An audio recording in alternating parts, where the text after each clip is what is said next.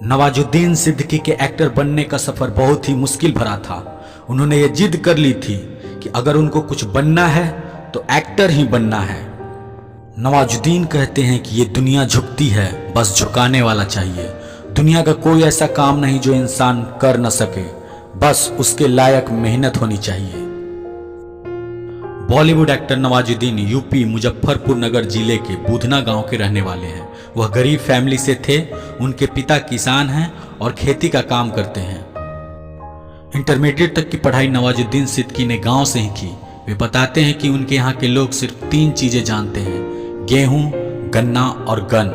इसलिए उन्होंने अपनी आगे की पढ़ाई के लिए शहर जाने की सोची। गुरुकुल कांगनी विश्वविद्यालय हरिद्वार से उन्होंने केमिस्ट्री में ग्रेजुएशन किया। इसके बाद गुजरात की एक पेट्रोकेमिकल कंपनी में केमिस्ट की नौकरी करने लगे। कुछ दिन तक तो ठीक ठाक नौकरी करते रहे। फिर एक दिन उन्होंने फिल्म इंडस्ट्री में जाने का फैसला कर लिया। फिर क्या था, नवाजुद्दीन को इसके लिए एक्टिंग आनी चाहिए थी, लेकिन उनको नहीं आती थी। एक्टिंग सीखने के लिए दिल्ली आ गए। उनको किसी ने बताया कि एक्टिंग कोर्स के लिए NSD यानी कि नेशनल स्कूल ऑफ ड्रामा अच्छा संस्थान है। इसलिए उन्होंने NSD में एडमिशन लेना चाहा, लेकिन इसके बाद पता चला कि NSD में एडमिशन लेने के लिए ड्रामा और प्ले किए होने का एक्सपीरियंस चाहिए, जो कि उनके पास नहीं था। इसके बाद फिर उन्होंने दिल्ली में थिएटर ग्रुप ज्वाइन किया और एक्सपीरियंस हासिल किया। इस दौरान उनके पास पैसों की काफी दिक्कत होने लगी। इसके लिए वे रात में प्ले किया करते थे, जिससे उनकी थोड़ी बहुत कमाई हो जाया करती थी, लेकिन इससे उनका खर्च पूरा नहीं हो पाता था। इसलिए उन्होंने ऑफिस में वॉचमैन की नौकरी कर ली। रात में प्ले किया करते थे और दिन में वॉचमैन की नौकरी। इस दौरान काफी दिक्कत झेलनी पड़ी। इसके बाद NSD में एडमिशन के लिए गए। किस्मत साथ दे गई और उनका NSD में एडमिशन हो गया। कोर्स पूरा होने के बाद वे मुंबई में अपने एक्टर बनने के सपने को लेकर पहुंच गए। जोश और जुनून के साथ मुंबई तो पहुंच गए, लेकिन वहां पर उनके पास रहने के लिए छत नहीं थी। इतने पैसे भी नहीं थे कि किराए पे रूम लेते। रहने के लिए उन्होंने NSD के उनके एक सीनियर थे, उनसे रहने के लिए छत मांगी। काफी मिन्नत के बाद उनका सीनियर तैयार हुआ, लेकिन एक शर्त पर। शर्त ये थी कि नवाजुद्दीन को उनके लिए खाना बनाने का काम करना पड़ेगा। इस बात पर भी तैयार हो गए और अपने सीनियर के साथ रहने लगे। रहने के लिए जब बंदोबस्त हो गया तो वे काम मांगने के लिए फिल्म प्रोडक्शन हाउस और डायरेक्टर के ऑफिस के चक्कर लगाने लगे। एक इंटरव्यू में नवाजुद्दीन ने बताया कि जब वे किसी भी डायरेक्टर के पास जाते थे और वहां पर बताते थे कि वे एक एक्टर हैं और उनको काम चाहिए, तो इस बात पर उनकी वे लोग काफी मजाक उड़ाते थे और बोलते थे कि तुम एक एक्टर जैसे नहीं लगते हो, तुम्हारी शक्ल तो एक्टरों जैसी है ही नहीं। नवाजुद्दीन का मजाक इसलिए लोग उड़ाते थे क्योंकि वे फिल्म हीरो जैसे खूबसूरत नहीं थे। ना तो अच्छी बॉडी थी और ना ही शक्ल अच्छी थी। हाइट भी कम थी, दिखने में बिल्कुल अच्छे नहीं लगते थे। एक हीरो की जो पर्सनालिटी होती है उस तरह की उनमें कोई खूबी नहीं थी, बस एक्टिंग आती थी। एक बार जब नवाजुद्दीन किसी फिल्म के ऑडिशन के लिए गए थे तो वहां भी उनकी शक्ल को देखकर वहां से जाने के लिए बोला और कहा कि ये ऑडिशन तुम्हारे लिए नहीं है।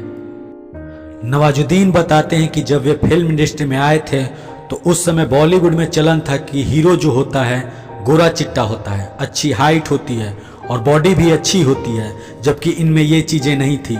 इस वजह से इनको फिल्म इंडस्ट्री के लोग काम देना पसंद नहीं करते थे। कुछ सालों के बाद में नवाजुद्दीन सिद्दीकी को छोटे मोटे रोल मिलने लगे थे। इसमें वे भीड़ का हिस्सा हुआ करते थे। एक तरह से क्राउड के रोल थे, जिससे उनको कुछ कमाई हो जाती थी।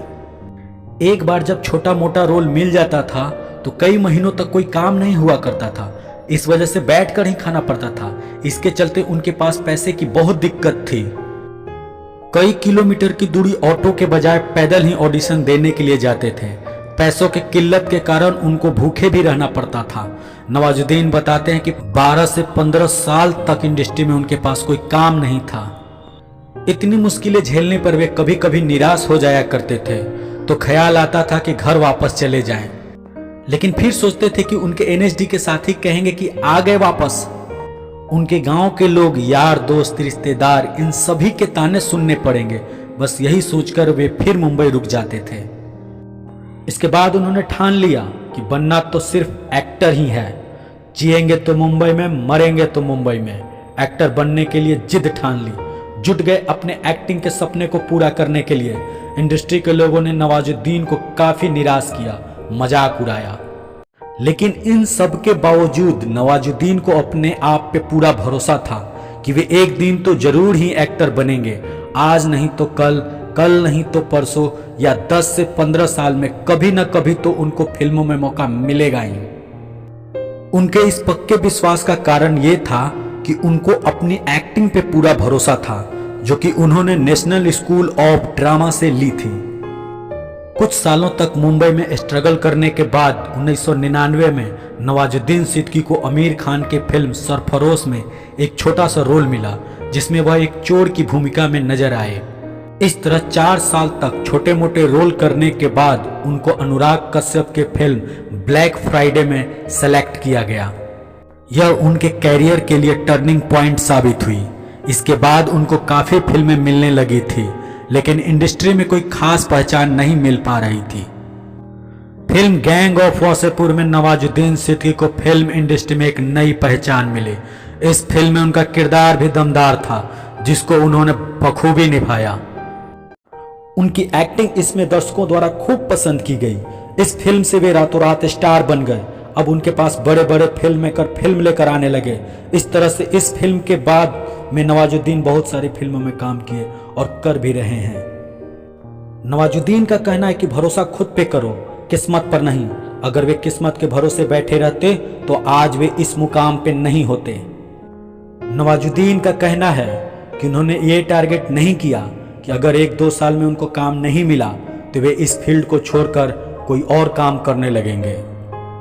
ऐसा उन्होंने कभी नहीं सोचा। आज के समय में लोग क्या करते हैं कि 1 से 2 साल तक किसी भी फील्ड में ट्राई करेंगे, फिर वे उसको छोड़कर किसी दूसरे फील्ड में चले जाते हैं। इस तरह दोस्तों, अगर आपको भी किसी फील्ड में सफलता हासिल करनी है, चाहे वो एक्टिंग हो या अनफील्ड, तो आपको अपने लक्ष्य तक पहुंचने के लिए मेहनत और लगन से जुट जाना चाहिए। तब तक न रुको जब तक कि अपने लक्ष्य तक न पहुंच जाओ। उम्मीद करते हैं कि नवाजुद्दीन सिद्दीकी के सक्सेस स्टोरी और बायोग्राफी वीडियो आपको पसंद आई होगी। अगर आपके कोई सवाल या सुझाव है तो आप हमें कमेंट के माध्यम से बता सकते हैं। दोस्तों, जागे रहो इंडिया चैनल को अभी तक आपने सब्सक्राइब नहीं किया है तो सब्सक्राइब कर लें और बेल का आइकन बटन दबा लें, ताकि अगला मोटिवेशनल वीडियो आए तो आपको नोटिफिकेशन मिल जाए। और वीडियो को लाइक और शेयर जरूर करें।